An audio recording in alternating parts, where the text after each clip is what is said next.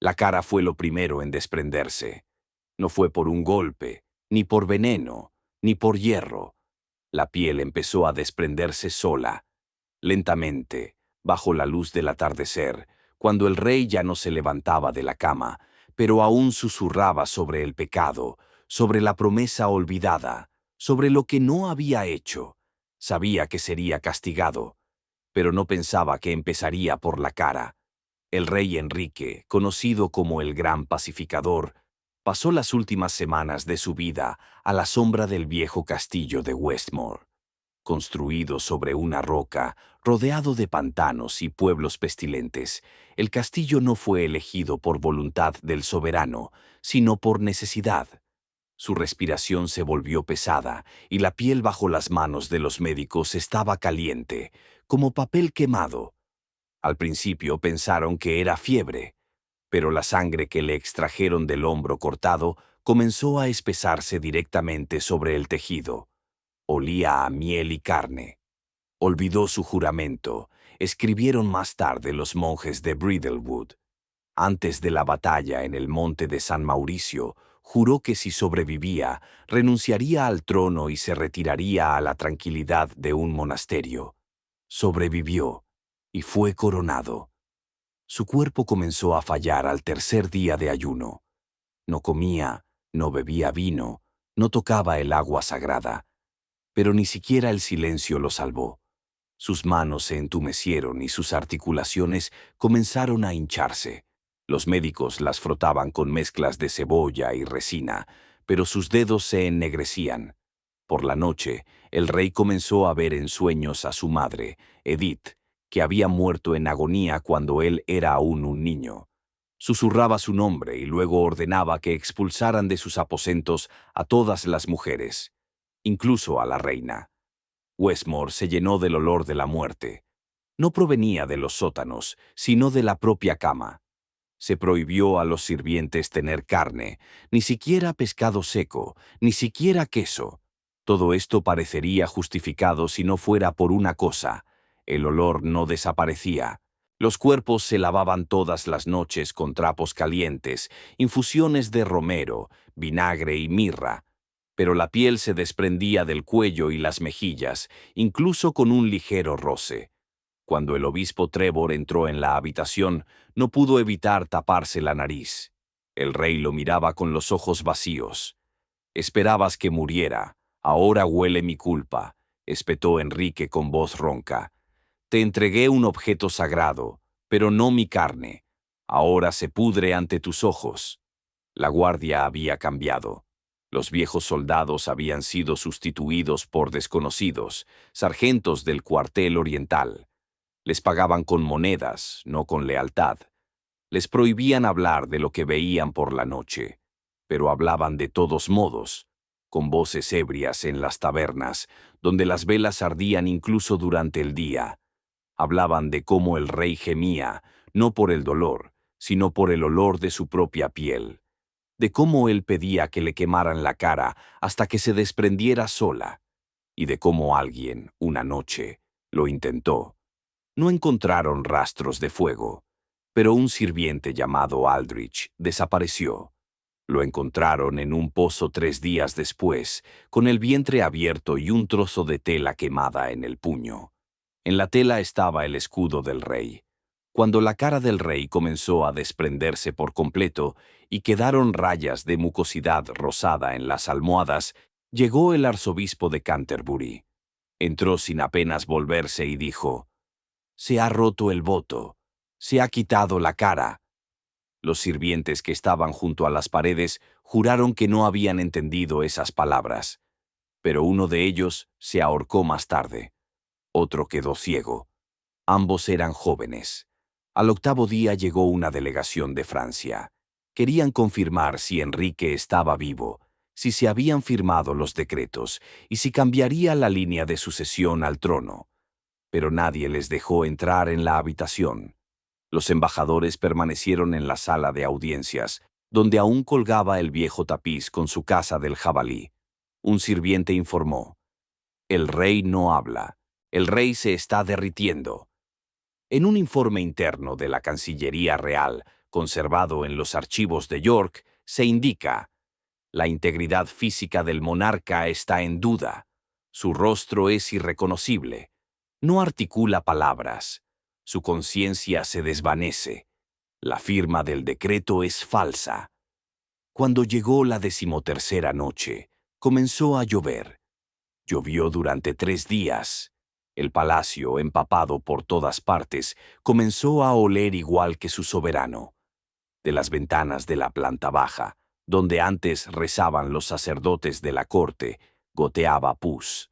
Una de las monjas que participó en el lavado del cuerpo escribió más tarde en una carta: no moría, se consumía, como una vela colocada sobre la carne. La carne no se resistía, simplemente goteaba. No rezábamos, simplemente llevábamos cubos. A partir de la 3ª semana de julio, el olor en las habitaciones se volvió insoportable. Los sirvientes, que se turnaban cada 2 velas, regresaban con la mirada apagada, sin hablar con nadie.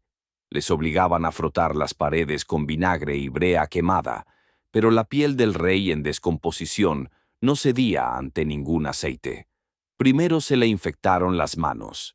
Entre los dedos aparecieron ampollas que se reventaban con un silbido húmedo, como si el cuerpo siguiera cocinándose.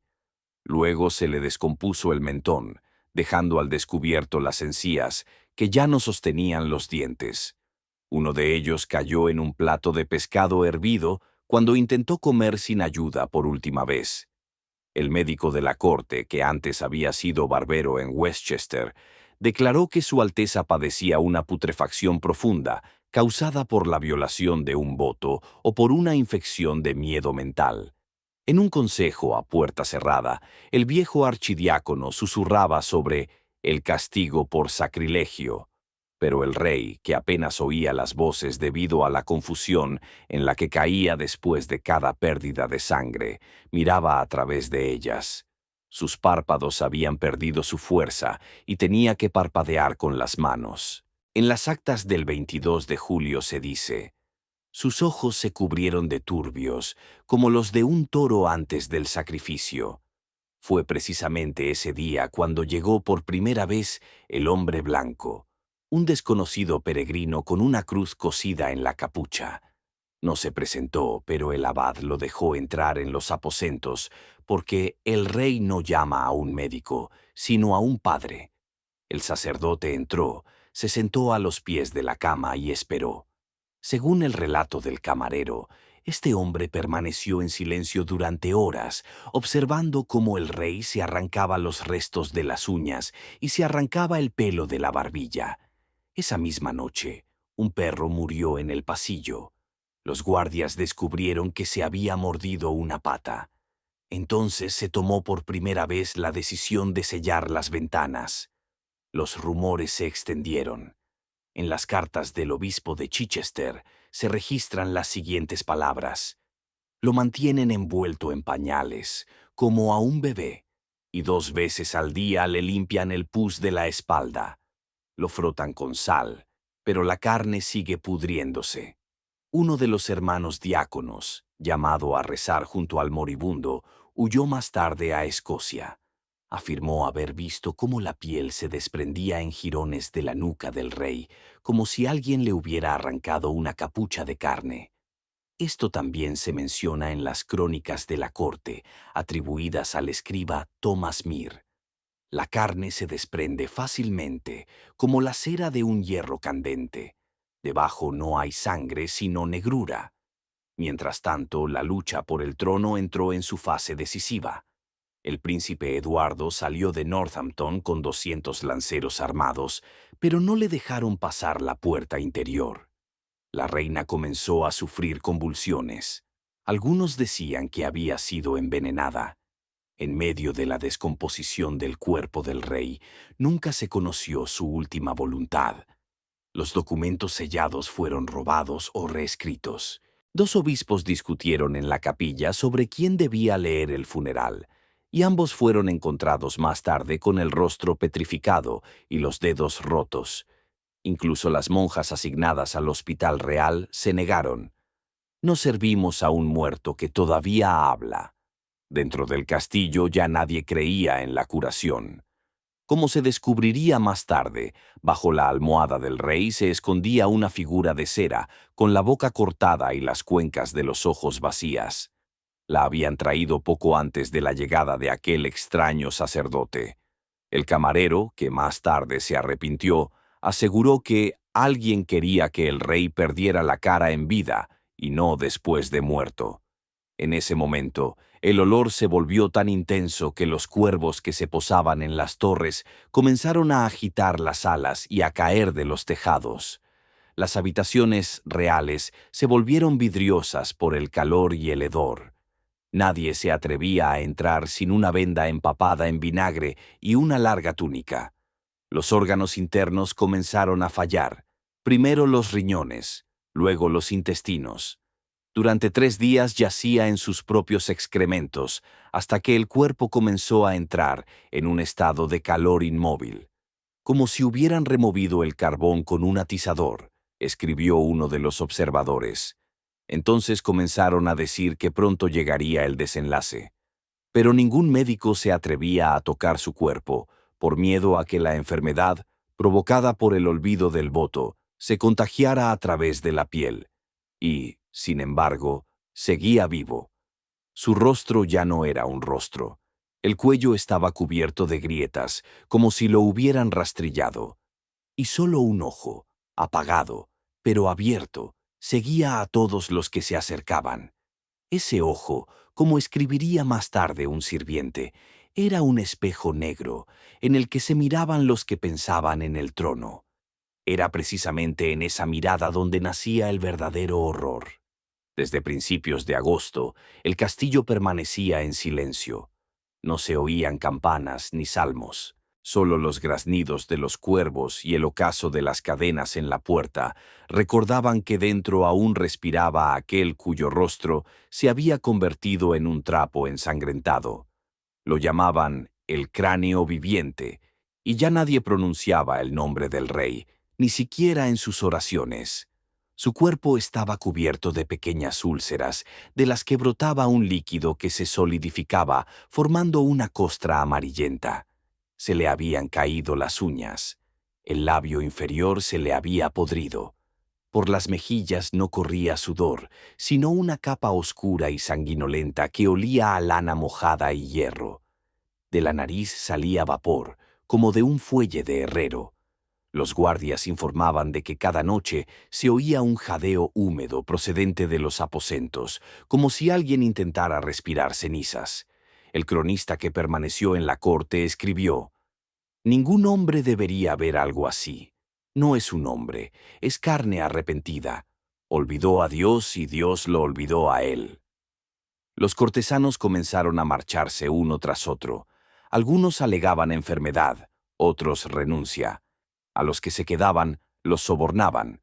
Uno de los cocineros que llevaba la comida desapareció y luego lo encontraron muerto en un pozo. En su garganta había una nota con una sola palabra: cara. Un nuevo grupo de monjes, llamados desde el monasterio de San Clemente, se negó a rezar cerca de la cámara. Decían que el aire estaba impregnado de tormentos, que ni el mismo demonio podría soportar ese olor. Entonces obligaron a los sirvientes a untar el suelo con arcilla fresca para absorber los fluidos, pero el líquido que supuraba del cuerpo quemaba la tela. El colchón se cambiaba a diario, las sábanas 5 veces al día. Uno de los sirvientes, un joven irlandés, dejó de hablar después de ver cómo la piel de la espalda del monarca se desprendía como una costra y dejaba al descubierto una arcada de costillas por la que se arrastraban larvas blancas. El médico oficial desapareció. Corrían rumores de que lo habían encerrado en un calabozo para que no hablara. En su lugar, solo se permitía la entrada al enfermo a un sacerdote mudo con un paño negro en el brazo. Se sentaba junto a la cama y, según los testimonios, no pronunció una sola palabra en 9 días. Su presencia era opresiva. Ni siquiera los cuervos gritaban. Quien entraba en la habitación tenía la sensación de estar en un calabozo, húmedo, oscuro y maloliente. Las ventanas estaban tapiadas y las velas se apagaban solas. El escribano anotó: la vista desaparece donde él respira. La reina no salía de sus aposentos. Una vez la llevaron ante él y perdió el conocimiento. No lograron reanimarla. Más tarde murió de agotamiento y terror. Los herederos intentaron obtener una audiencia, pero no les dejaron pasar. El rey no hablaba, solo miraba. Tenía un ojo cerrado y el otro aún abierto, y cuando el hijo menor entró en la habitación, se inclinó y salió de espaldas, temblando todo. Juró no volver jamás. Mientras el cuerpo seguía pudriéndose, tras los muros del castillo comenzaron las disputas. Algunos ya habían declarado muerto al rey. Uno de los obispos elevó una plegaria por su alma y fue ejecutado. El ejército de Eduardo se acercó a la capital, pero al no obtener permiso para entrar, se retiró. El pueblo había oído que el rey estaba sufriendo, pero nadie sabía la verdad. Por las calles corrían rumores: que había comido carne maldita, que había roto su voto, que había matado al bebé, que había vendido su alma. Algunos afirmaban que no estaba enfermo, sino que había adoptado la forma de un animal para expiar los pecados de Inglaterra. Mientras tanto, a las puertas de los aposentos había un guardia con una máscara de hierro que solo era relevado por la noche. En el interior solo se oía un jadeo, y entonces, según los informes, el jadeo cesó. Los sirvientes no se atrevían a entrar. Solo al cabo de un día, cuando el olor se hizo tan intenso que era imposible respirar, ni siquiera con un pañuelo, 3 hombres entraron. Salieron 2 minutos después, en silencio y llorando. Más tarde, encontraron a uno de ellos en el bosque, ahorcado con su propio cinturón. Otro se había quemado las manos. El tercero había desaparecido. Entonces se empezó a decir por primera vez que no se podía sacar el cuerpo. «Todavía está vivo», dijo uno de los hermanos mayores. Lo callaron. Comenzaron los preparativos para cerrar toda la parte del castillo. Decidieron emparedar la habitación. Pero él todavía respiraba, y sus ojos, esos mismos ojos negros, no se cerraban. Por la noche, la vela se apagó, y el guardia que estaba de pie junto a la puerta gritó y se precipitó por la torre. Al día siguiente, el legado del Papa llegó a la ciudad. No le permitieron entrar. Sus palabras quedaron registradas en un informe. Si en esta casa aún hay carne viva, el alma la abandonó hace mucho tiempo. Esto no es un monarca, es un recipiente de ira. Y el rey seguía allí, sin rostro, con los ojos que no parpadeaban, con los labios que no pronunciaban palabra, pero que lo entendían todo. Ni siquiera la muerte se atrevía a acercarse. 41 días. El palacio estaba envuelto en un silencio que ni siquiera rompía el viento. Las cortinas de los salones se habían podrido y colgaban como trozos de carne. Las ratas huían de la cocina, donde aún dejaban comida, pero nadie la tocaba. El olor se extendió por toda la zona. Se filtraba por las grietas de las baldosas, subía por las escaleras de piedra y se impregnaba en la ropa. Los sacerdotes decían que era una señal al cielo y comenzaron a rezar por el perdón sin cuerpo. La habitación en la que yacía el rey comenzó a cubrirse con cal. No sirvió de nada. La arcilla con la que cubrieron las paredes se agrietó. De las grietas goteaba una humedad oscura y grasienta. Las habitaciones circundantes fueron selladas, tapiadas con tablas y cadenas. Pero por la noche todavía se oía un crujido húmedo, como si alguien intentara darse la vuelta sin tener ni huesos ni piel. Nadie entraba. Nadie lo comprobaba. Todos sabían que estaba allí, ni vivo ni muerto, abandonado, olvidado, pudriéndose. El cronista dejó una breve nota. Se descompuso sin morir. Otro monje añadió: el Señor le dio la espalda incluso antes de que comenzara la putrefacción. El Consejo Real se reunió en secreto. No se podía enterrar el cuerpo, no se podía mostrar, no se podía tocar. Se decidió. El rey ya no existía. La muerte se anunció oficialmente al cabo de 43 días. La fecha se registró con carácter retroactivo para evitar ceremonias. En los documentos se indicó: murió en paz, rodeado de oraciones. Nadie lo vio. No hubo entierro. Las cámaras donde yacía el cuerpo fueron tapiadas definitivamente. El sacerdote bendijo la piedra, pero la vela se apagó. En la pared quedó una huella grasa de una mano. Uno de los escribas intentó borrarla, pero perdió el conocimiento. Lo encontraron más tarde, con una mancha negra en la frente. El arzobispo ordenó quemar los registros relacionados con las últimas semanas. Los sirvientes fueron enviados a diferentes monasterios. Se les prohibió hablar. Los que vieron lo que había detrás de la puerta guardaron silencio hasta su muerte. Inglaterra se quedó sin monarca. Comenzó la lucha. Había dos herederos, uno reconocido por la Iglesia y otro por el ejército. Estallaron disturbios en las ciudades. El tesoro estaba vacío. Las sospechas recayeron sobre la reina viuda, pero ella ya había fallecido. Los archivos desaparecieron. Encontraron a uno de los monjes estrangulado, con un pergamino metido en la boca. Los heraldos se negaban a pronunciar el nombre del difunto, que fue sustituido por un símbolo, un círculo negro sobre una bandera blanca. Se decía que si se pronunciaba su nombre junto a la pared del palacio, se oía un susurro, y quien lo oía ya no podía dormir. A las pocas semanas llegaron los embajadores de Francia en busca de confirmación. No les mostraron ni el cadáver ni el ataúd. Solo les mostraron un informe con una firma desconocida y el sello rascado. Uno de ellos comentó: «Esto no es muerte, es la expulsión del cuerpo de la vida». Le prohibieron salir del país y desapareció. Francia rompió relaciones diplomáticas. El legado papal envió una carta en la que decía: «Si resucita, cerrad las puertas». No hubo respuesta. Un mes después de estos acontecimientos, una de las monjas afirmó haber oído cantos procedentes del suelo. Cundió el miedo entre la población. La gente evitaba pasar por el camino que llevaba al palacio. Los sacerdotes prohibieron encender velas. Algunos afirmaban que la putrefacción se había extendido por toda la ciudad. Las piedras se humedecieron y las iconos se oscurecieron.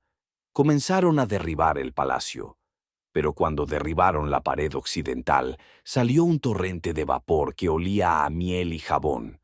Uno de los trabajadores se echó a reír, luego se echó a llorar y murió. Su piel se cubrió de ampollas. El lugar fue cubierto con cal. El rey nunca fue enterrado. Años más tarde, su nombre fue borrado de las crónicas. Las crónicas fueron borradas. En los templos solo quedó una inscripción. Hizo un juramento y lo olvidó. Su rostro ya no fue representado.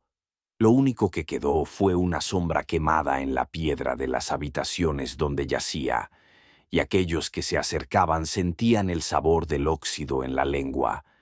El último que recordaba su rostro murió en soledad. Decía que lo había visto descomponerse, que la piel se desprendía de los huesos y que los dientes se movían solos. Pero ni siquiera él se atrevía a pronunciar su nombre. El rey sin rostro quedó como una maldición de la época. Su muerte no trajo la paz, solo miedo y vacío.